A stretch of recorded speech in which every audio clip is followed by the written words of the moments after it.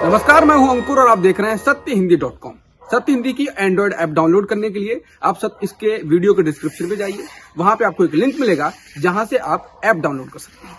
अब एक नजर डाल लेते हैं अब तक की खबरों। अफगानिस्तान की तालिबान सरकार ने शुक्रवार को महिलाओं के अधिकारों पर एक फरमान जारी किया, जिसमें कहा गया कि महिलाओं को संपत्ति नहीं माना जाना चाहिए और शादी के लिए उनसे सहमति होनी चाहिए। इसमें कहा गया कि महिला ऐसी संपत्ति नहीं है, बल्कि एक महान और स्वतंत्र इंसान है। कोई भी उसे शांति या दुश्मनी खत्म करने के बदले किसी को नहीं दे सकता है। हालांकि इस फरमान में शिक्षा या घर से बाहर काम करने के लिए महिलाओं को लेकर कुछ भी नहीं कहा गया है। बता दें, तालिबान पर महिलाओं के अधिकारों को लेकर अंतर्राष्ट्रीय समुदाय का दबाव लगातार बढ़ रहा है। पाकिस्तान के पंजाब प्रांत के सियालकोट में ईश निंदा के आरोप में एक श्रीलंका के नागरिक को भीड़ ने पीट कर मार दिया और शव को आग लगा दी। प्रियानाथ कुमार नाम के श्रीलंका के शख्स सियालकोट के वजीराबाद रोड स्थित एक निजी फैक्ट्री में एक्सपर्ट मैनेजर के पद पर काम करते थे। आरोप है कि कुमारा ने कथित तौर पर कट्टरपंथी तहरीक लब्बैक पाकिस्तान यानी टीएलपी का एक पोस्टर फाड़ दिया, जिसमें कुरान की आयतें लिखी हुई थीं और उसे कूड़ेदान में फेंक दिया। ये पोस्टर कुमारा के कार्यालय से लगी दीवार पर चिपका हुआ था। फैक्ट्री के कुछ कर्मचारियों ने उसे पोस्टर हटाते हुए देखा और फैक्ट्री में बात फैला दी, जिसके बाद सैकड़ों लोग फैक्ट्री के बाहर आसपास के इलाकों से जमा होने लगे। उनमें से ज्यादातर टीएलपी के कार्यकर्ता और समर्थक थे। भीड़ ने कुमारा को फैक्ट्री से खींच लिया और पीट कर मार दिया। पुलिस के पहुंचने से पहले कुमारा के शव को भी आग लगा दी।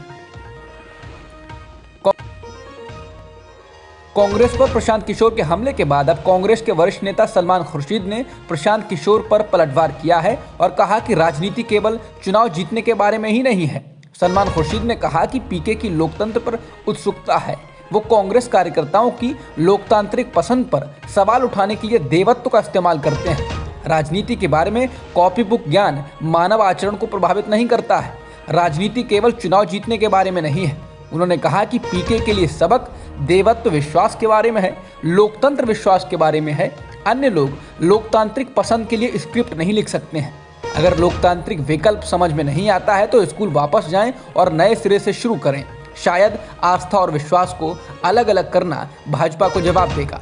बता दें, पीके ने राहुल गांधी और कांग्रेस पर हमला बोलते हुए कहा था कि कांग्रेस का नेतृत्व किसी व्यक्ति का दैवीय अधिकार नहीं है, खासकर जब पार्टी पिछले 10 वर्षों में 90% से अधिक चुनाव हार गई हो।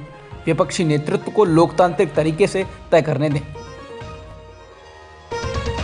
फिल्म अभिनेत्री कंगना रनौत एक बार फिर खबरों में है। कृषि कानूनों के खिलाफ साल भर से आंदोलन कर रहे किसानों ने पंजाब के कीरतपुर साहिब में उनका घेराव किया और उनके खिलाफ नारे लगाए, लेकिन कंगना की सफाई देने पर उन्होंने घेराव हटा लिया और उन्हें जाने दिया।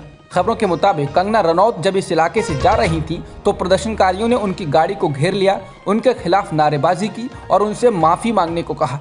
एनडीटीवी के स्थानीय पत्रकार ने कहा कि भीड़ ने कंगना रनौत के खिलाफ नारेबाजी की।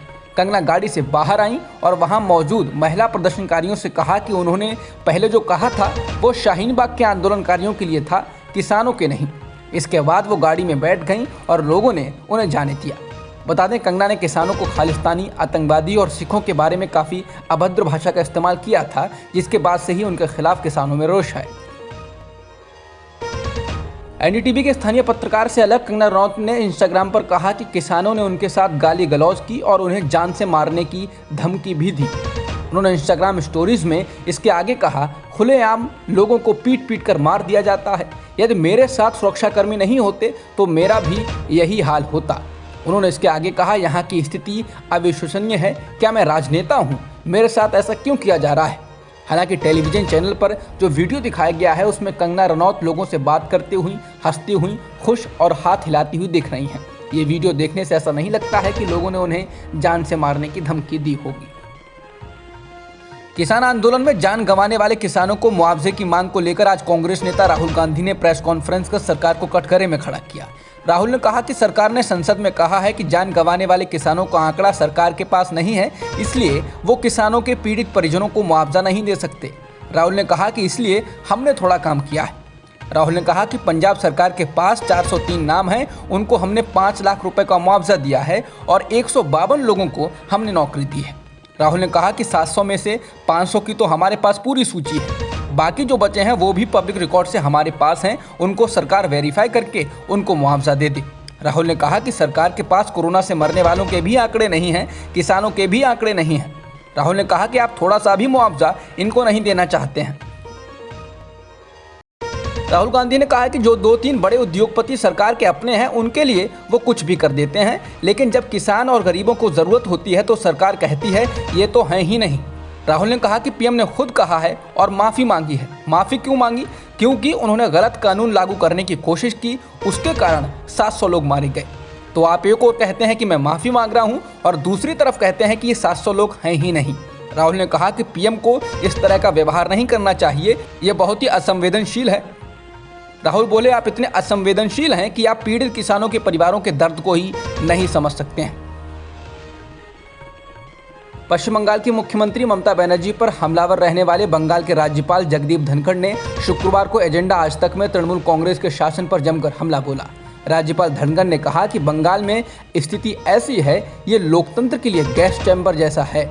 लोग इतने डरे हुए हैं कि वो उस डर के बारे में बात नहीं कर सकते। उन्होंने कहा कि इस साल मई में विधानसभा चुनाव के नतीजे घोषित होने के बाद बंगाल में जबरदस्त हिंसा देखी गई। उन्होंने कहा कि कलकत्ता हाईकोर्ट के एक सेवानिवृत्त न्यायाधीश जो राज्य मानवाधिकार आयोग के प्रमुख हैं ने मुझसे कहा, मेरा मानवाधिकार आयोग आईसीयू में है। बंगाल में ये स्थिति है। भारत में भी कोरोना के नए वेरिएंट ओमिक्रॉन के 2 मामले मिल चुके हैं। इस बीच कम से कम 10 लोग ऐसे हैं जो बीते दिनों अफ्रीकी देशों से बेंगलुरु आए हैं, लेकिन अब उनका कहीं पता नहीं चल रहा है। ये निश्चित रूप से परेशान करने वाली बात है, क्योंकि ओमिक्रॉन वेरिएंट सबसे पहले अफ्रीका में ही मिला था। इस वेरिएंट के बारे में कहा जा रहा है कि ये बहुत तेजी से फैलता है। ऐसे में विदेश से आए इन लोगों का गायब होना चिंता का विषय होने के साथ ही घनघोर लापरवाही भी है। कर्नाटक में ही इस वेरिएंट से संक्रमण के 2 मामले सामने आ चुके हैं। इनमें से एक शख्स अफ्रीका का ही है और वो भारत छोड़कर जा चुका है, जबकि दूसरा शख्स बेंगलुरु का है। बेंगलुरु महानगर पालिका ने शुक्रवार को कहा कि स्वास्थ्य महकमे के अफसर इन लोगों का पता लगाने में जुटे हैं। ऐसे समय जब लगभग 30% लोगों को ही कोरोना टीके की दोनों खुराकें दी गई हैं, 28 प्रयोगशालाओं के एक समूह ने गहन शोध के बाद केंद्र सरकार से कहा है कि वो 40 साल और उससे अधिक उम्र के लोगों को बूस्टर डोज यानी तीसरी खुराक देने पर विचार करें। ओमिक्रॉन वायरस के पता चलने और तेजी से उसके फैलने की आशंकाओं के बीच ये सलाह दी गई है। इंडियन सोर्स कोव-2 जीनोमिक्स ने केंद्र सरकार से कहा कि 40 साल से ऊपर के सभी लोगों को बूस्टर डोज, हाई रिस्क और हाई एक्सपोजर वाले लोगों को कोरोना टीका दिया जाना चाहिए। इस संस्था ने इसकी वजह बताते हुए कहा कि कम न्यूट्रलाइजिंग क्षमता वाले एंटीबॉडी ओमिक्रॉन को रोकने में कामयाब नहीं होंगे, हालांकि वे जोखिम कम कर सकते हैं। अब तक की खबरों में इतना ही। बाकी खबरों के लिए बने रहिए सत्यहिंदी.com के साथ। सत्य हिंदी का ऐप डाउनलोड करें गूगल प्ले स्टोर पर।